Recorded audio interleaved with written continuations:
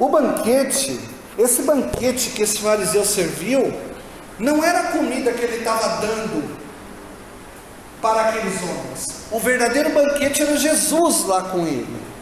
E fica muito claro que Jesus, o fariseu começa, olha, um fariseu diz, ao ouvir tais palavras, um dos que estavam à mesa com Jesus lhe disse, bem-aventurado é aquele que participar do banquete no reino de Deus. Um fariseu disse isso. E aí Jesus pega e responde, certo homem deu uma grande ceia e convidou muitos. O que ele está dizendo? Certo homem está dando uma grande ceia e está convidando muitos. Certo homem, sou eu que estou dando uma grande ceia e estou convidando muitos. E na hora da ceia, eu enviei os meus servos. Quem que eram os servos de Jesus? Os discípulos. Para falar, ó, Jesus está vindo. Quando um era curado, falava, olha, Jesus está curando. Jesus está libertando, tem um homem vindo. Jesus, ele cura, ele liberta, ele transforma. E aí, ele envia os servos para avisar os convidados, venham, porque tudo já está preparado. Por que tudo já está preparado? Porque em Cristo habita corporalmente toda a plenitude da divindade, como Paulo registrou. Então em Cristo tudo já estava preparado. A cura do cego já estava pronta, a ressurreição de Lázaro já estava pronta, a mulher do fluxo de sangue em Cristo já estava curada, o servo do centurião que não podia ir, o centurião tinha autoridade, já estava curado. Por quê? Porque em Cristo habitava tudo. E por que eu estou falando isso? Porque se Cristo estiver na sua vida, nele há tudo. E é Ele que precisa estar habitando na sua vida e na minha vida, para que a nossa vida tenha tudo. Amém. Porque a igreja vai ter que ficar fechada aí, talvez por 15 dias ou talvez por mais. Mas a igreja não são essas paredes, irmãos. A igreja é eu e você, é o corpo vivo. E aonde a igreja se reúne, a presença de Deus está. Talvez a gente vai ter que se reunir por uma live, e a presença de Deus vai estar. Por quê? Porque a gente está junto, mesmo que distante.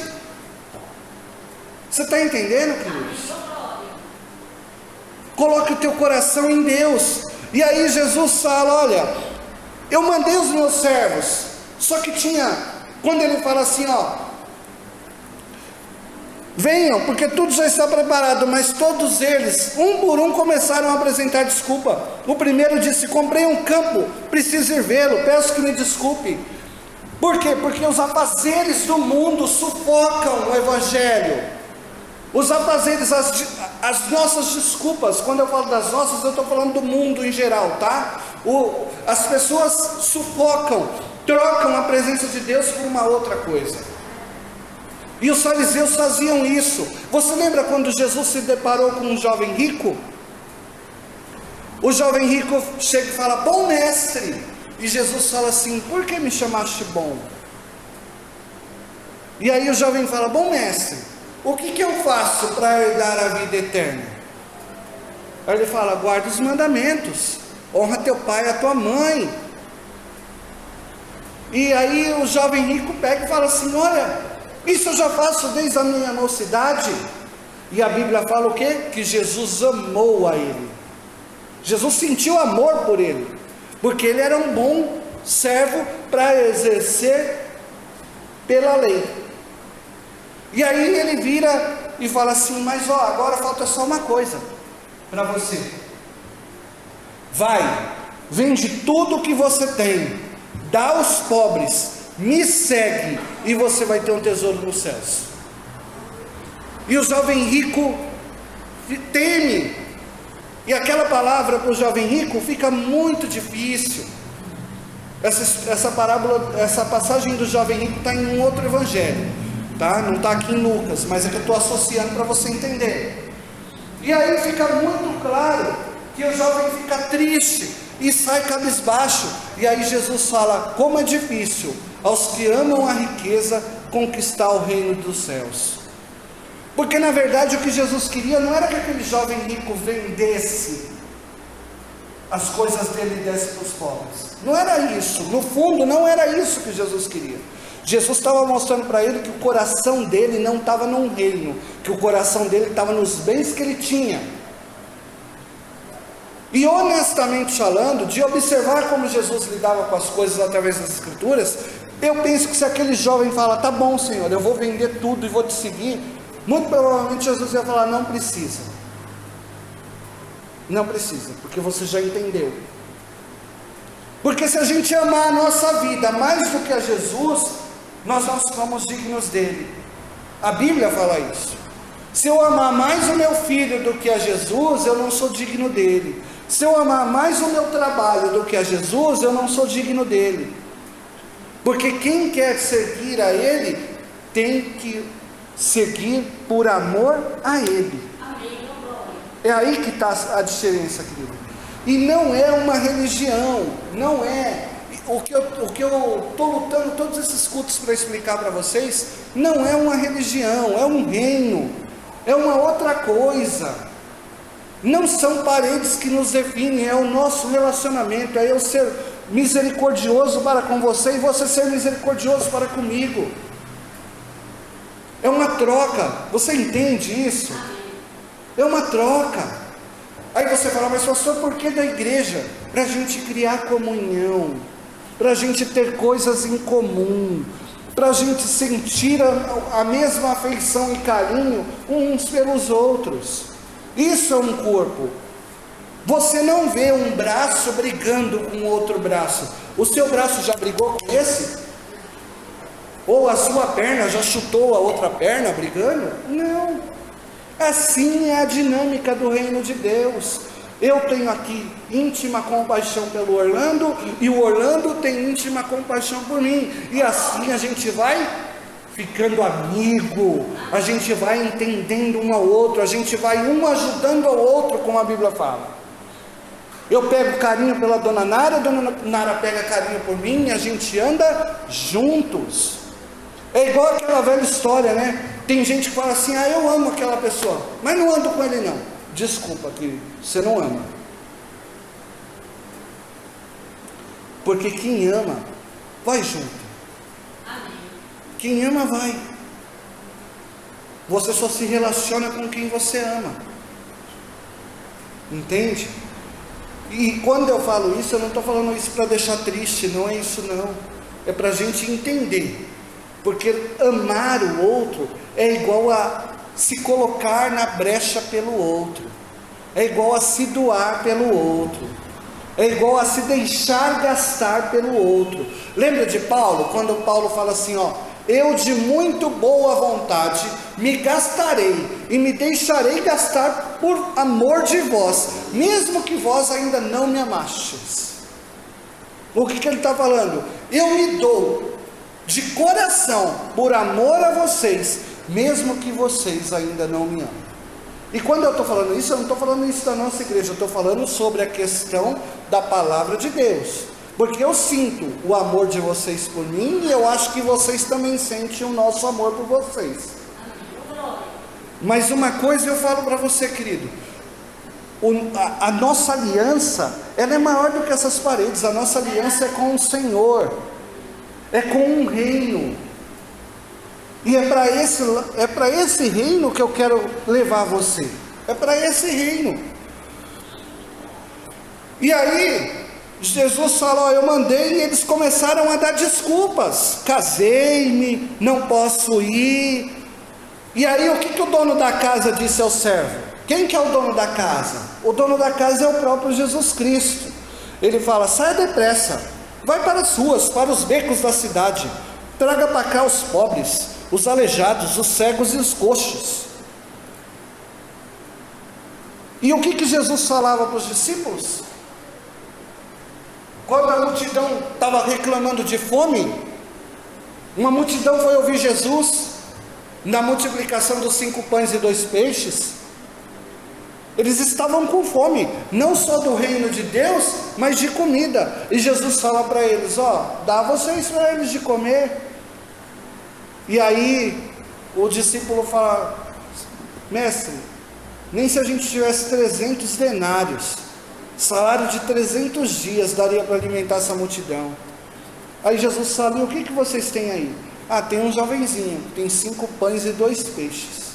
E Jesus fala para ele sentar. Fala para a multidão sentar. Jesus ora, abençoa aquela comida e ele alimenta quem tem fome. Olha aqui, ó, tá aqui, querido.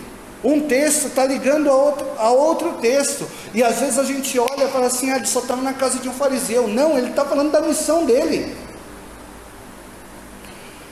Alimenta os pobres, curou os aleijados, curou os cegos, curou os coxos. Jesus fez tudo isso. E então ele está dizendo para aqueles homens, olha, eu sou o banquete. O banquete não é você estar no culto, sabia? O banquete é o dono do culto estar em você. Amém. Aí você vai, pastor, mas então eu não vou vir no culto? Vai, porque a fé vem pelo ouvir, e o ouvir da palavra de Deus. Você só vai ter fé se você ouvir. Você só tem fé se você ouvir, não tem como. A fé vem pelo ouvir, e o ouvir da palavra de Deus, Paulo fala. Mas a diferença não é porque eu estou no culto. Sabe por que eu estou no culto? Porque eu quero amar você cada dia mais. Eu preciso me ligar a você. Eu preciso estar cada vez mais junto a você. Porque é em você que eu vivo o meu cristianismo. Eu não vou conseguir viver o meu cristianismo trancado dentro do meu quarto, orando e jejuando. Eu vou viver o meu cristianismo em você, fazendo bem para você.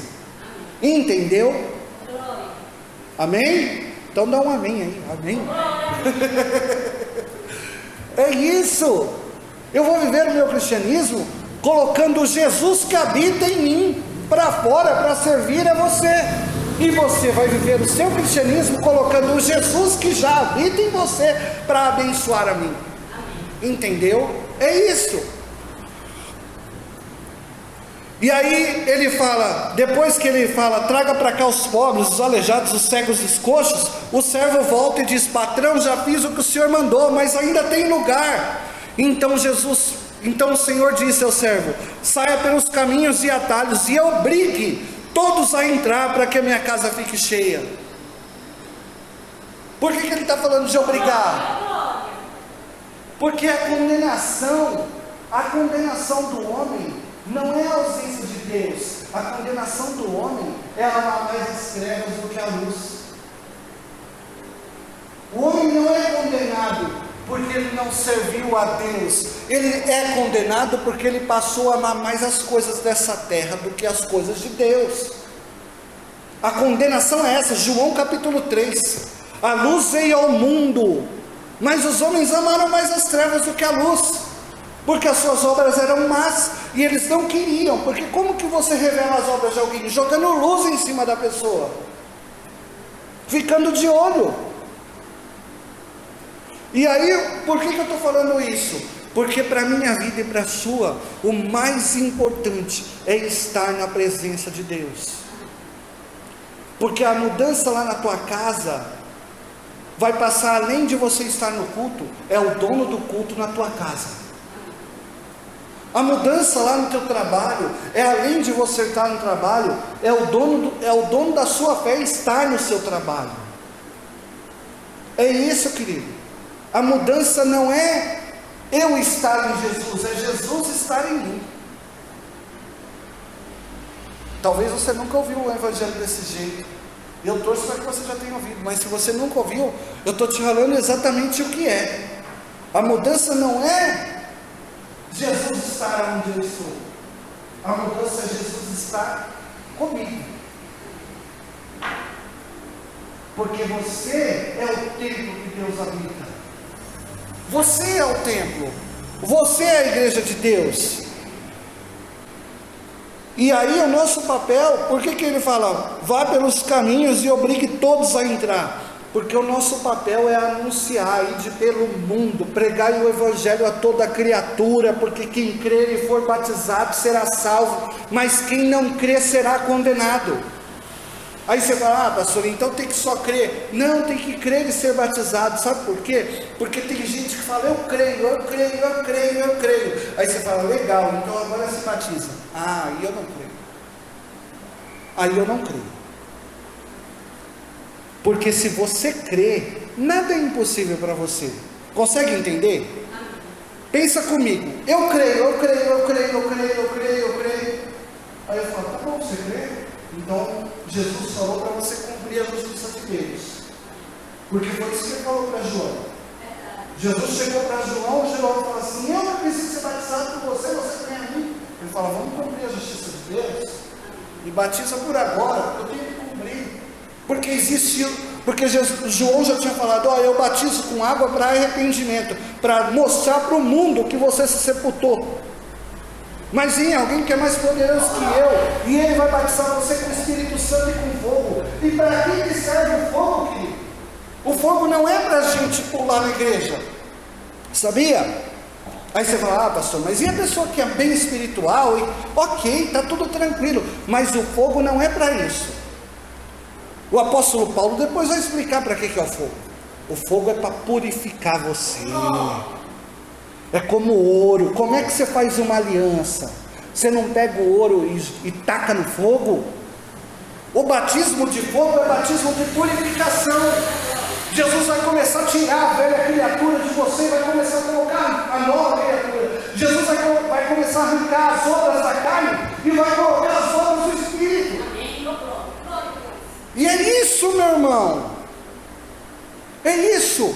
Por quê? Porque você vai habitar num reino que é perfeito, que não entra essa carne mortal. Porque a Bíblia fala que quando Jesus vier, nós vamos ser transformados num abrir e fechar de olhos.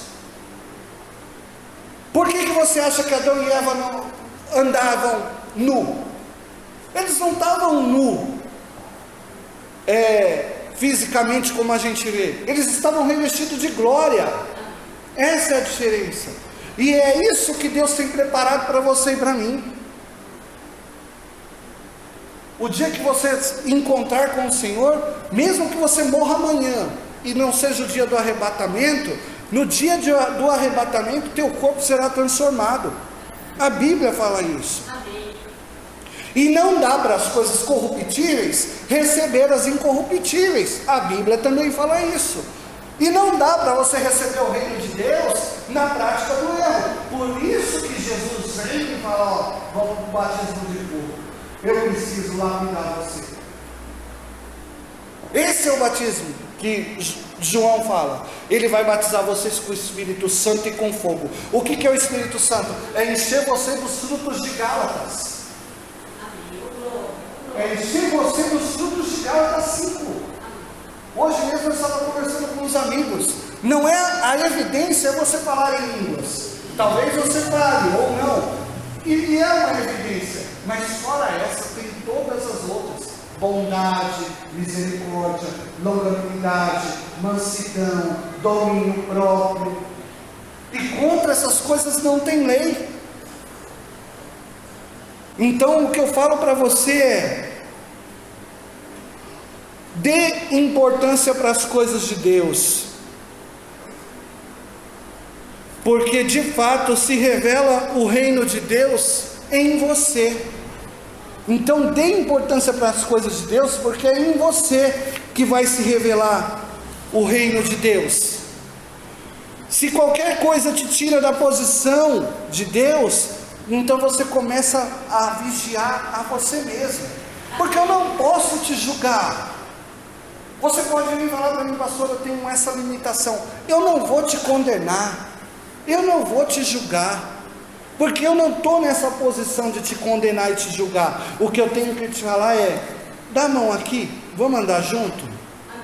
Vamos andar junto. Você tem essa fraqueza? Não tem problema, ande com Deus, continue andando com Deus, porque Ele vai lapidar você. Ele vai lapidar. E aí você está falando, pastor, então você está falando que ele não precisa mudar? Ele vai mudar, porque o reino de Deus chega e a pessoa muda. Eu vou falar um negócio para vocês. Quando eu me converti, eu fazia um monte de coisa errada. Ninguém precisou chegar em mim e falar assim: você está fazendo isso errado. Ninguém precisou me botar no banco. Ninguém. Eu fui observando e eu falava: cara, eu tenho que mudar. Por quê? Porque o reino de Deus estava batendo e estava entrando. o reino de Deus ia batendo e entrando. E eu não fui de coração duro para falar, não, eu não vou dar ouvido. Não, eu dei ouvido. Eu percebia, falava, nossa, eu estou no culto e Deus fala comigo, mexe comigo. Eu vou andar com esse Deus. A mesma coisa é você. Você tem que ter uma posição, e Paulo falou que você é um embaixador do reino de Deus. Você é uma autoridade do reino dos céus. Então, se você é uma autoridade, você tem que estar na posição de autoridade que Deus já te deu. Não é um pastor que te dá uma posição de autoridade, é Deus. Tem muita gente dentro das igrejas que fala assim, eu não tenho oportunidade, eu estou lá na igreja e ninguém me dá oportunidade. Jesus já deu. Jesus já deu o ID para todo mundo. Você se converter hoje, falar, pastor, eu quero me batizar agora. Você sai do batismo só sabendo, eu sou um embaixador do reino de Deus. É isso. O reino de Deus chegou na sua vida, porque o reino de Deus tem que chegar em você, para que você cresça. E eu já vou encerrar. Lucas 13, glória a Deus. Lucas 13, versículo 18, diz assim: Jesus disse: a quem é semelhante o reino de Deus? E ao que eu compararei? Aí olha o que ele responde. Jesus pergunta, ao que é semelhante o reino de Deus e ao que eu compararei? É semelhante a um grão de mostarda, que um homem plantou na sua horta, cresceu e fez-se árvore, e as aves do céu se aninharam em seus ramos. Um grão de mostarda, queridos, é bem pequenininho, é quase que, é muito difícil até de enxergar com os olhos, de tão pequena que é a semente. Só que depois que você planta e ela nasce, ela fica gigante. Depois que ela nasce, ela fica gigante. E aí, Jesus ainda continua. Para você crescer, só vai acontecer se você se alimentar do pão da vida. Você não cresce sem se alimentar de Jesus. Não dá. Olha o que diz na continuidade. Jesus falou da parábola do grão de mostarda, aí ele vai falar da segunda parábola, a parábola do fermento. Lucas 13, versículo 20. Disse mais: ao que compararei o reino de Deus? É a mesma conversa, ele está no mesmo papo. E ele diz: é semelhante ao fermento, que uma mulher pegou e misturou em 3 medidas de farinha, até ficar tudo levedado, até tudo crescer. Quem aqui já fez pão? Já fez pão também, Dona Conceição já fez pão. Para você fazer pão, para você fazer bolo, você precisa do quê? De fermento, não precisa? Você tem que jogar um pouco de fermento lá. Amém. A mesma coisa é o reino de Deus. Você começa a receber o evangelho, mas ele tem que fermentar dentro de você, para você crescer. Por isso que a Bíblia fala para você não ser só ouvinte, mas passar a ser praticante, para o reino crescer. Porque se o fermento, que é o reino de Deus, a boa semente, que caiu numa terra boa, vai produzir. E olha o que eu estou falando do reino de Deus, porque a Bíblia fala que é o reino de Deus. Eu não falei que é a semente da denominação XPTO, tá? Eu não estou falando da placa da igreja XPTO, eu estou falando de um reino. Você precisa se alimentar do reino para o reino crescer. O fermento do reino tem que entrar em você para que o bolo cresça, para que você cresça. É um reino. E por fim, a grande ceia é chegada. É a chegada do reino de Deus na vida de quem crê. Essa é a grande ceia. A grande ceia é a chegada do reino na sua vida quando você passa a crer. Olha o que diz a continuidade de Lucas 14, do versículo 16 até o 20. Diz assim: Espera aí. Opa, perdão. A gente já falou.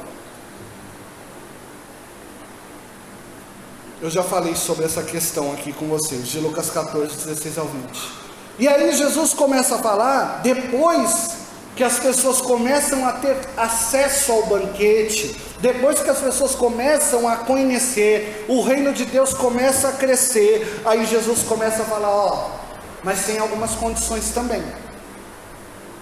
Eu vou alimentar a tua fé, eu vou encher você, mas tem algumas condições. E aí ele diz, grandes multidões acompanhavam Jesus, e ele voltando disse, se alguém vem a mim e não ama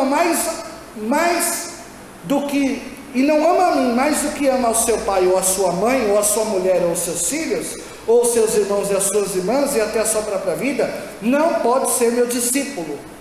E quem não toma a sua cruz, e quem não tomar a sua cruz e vier após mim, não pode ser meu discípulo.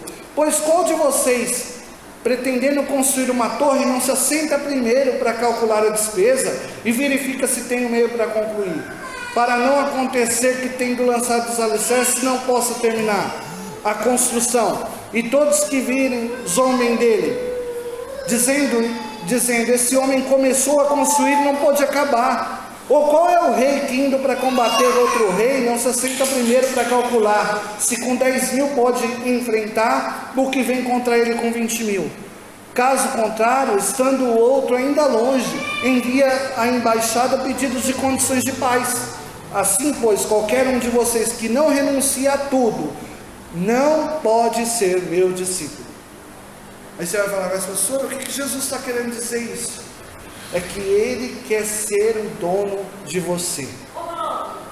É isso.